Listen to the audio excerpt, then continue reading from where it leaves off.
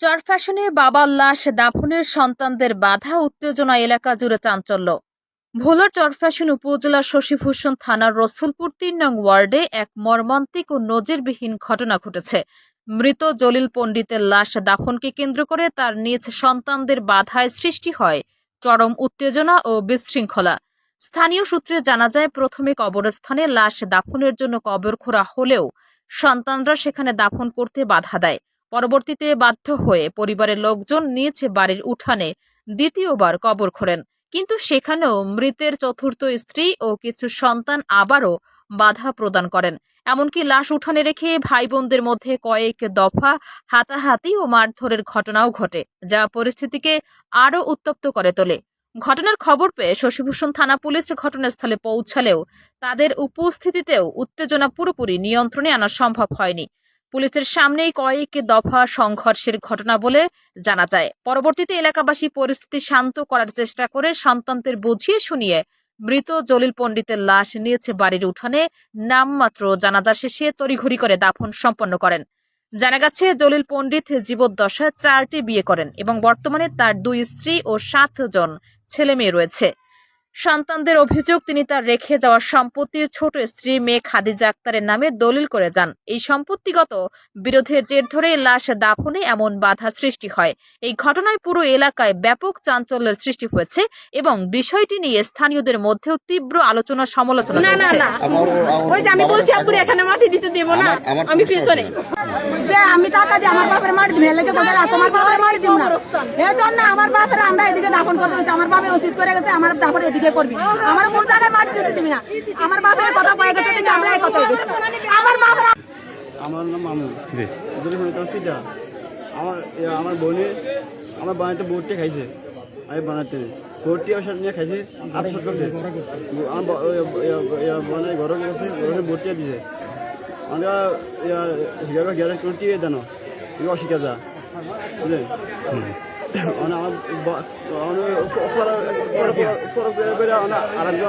বলছে মনে করেন এর মেয়ে একজন এখানে দিতে দিবে না, না করছে। কেন দিবে না? এখানে দিব না মানে অন্য জায়গায় মাটি দিবে আর কি, এখানে দিতে দিবে না। সেই মেয়েটাকে নাম কি? ওর নাম মনে হয় স্মৃতি। সে কি বলছে?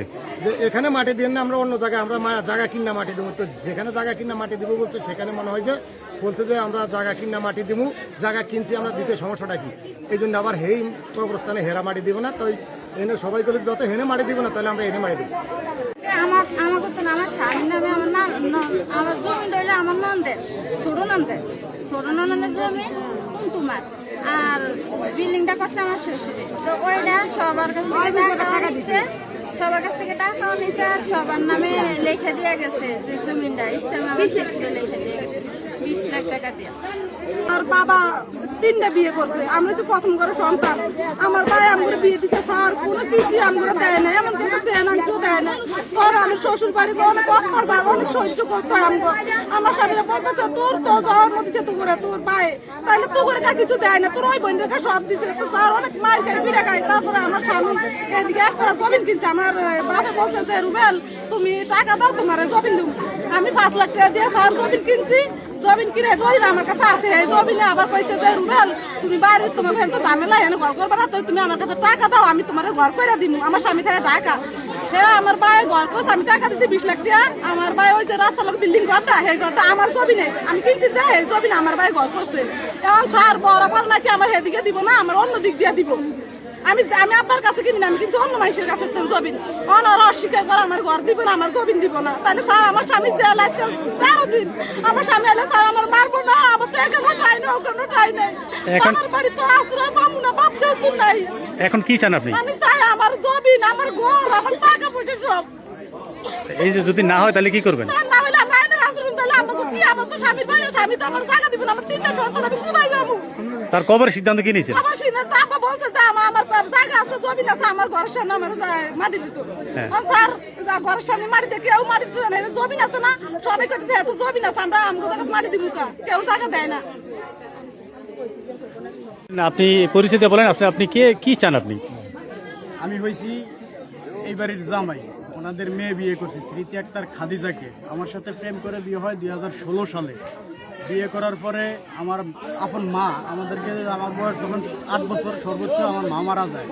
তো ওর মা, আমার শাশুড়ি আমার ছেলে ডাকছে, দাইকা ওনার মেয়েকে আমার সাথে বিয়ে দিছে। বিয়ে দেওয়ার পরে ওনার মেয়ে আমাদের বাড়িতে রাখবে না, বলে যে আমার এক মেয়ে, তুমি এখানে থাকবা, তুমি এখানেই থাকবা, হ্যাঁ এখানে রাখবো পেয়ে আমারে রাখছে। রাইখা মনে করেন যে ওরা বিভিন্ন কৌশলে আমার টাকা পয়সা অর্থ সম্পদ যা আছে, যেহেতু আমার এলাকায় আমার ওরা থাকতে দেয় না, ওরা 3 জনে, আমার শ্বশুর শাশুড়ি আমার ওয়াইফ, ওরা 3 জনে কৌশল কইরা আমার সমস্ত টাকা পয়সা হাতায় নিয়ে এই ঘরটা করছে, এই ঘরটাও করছে।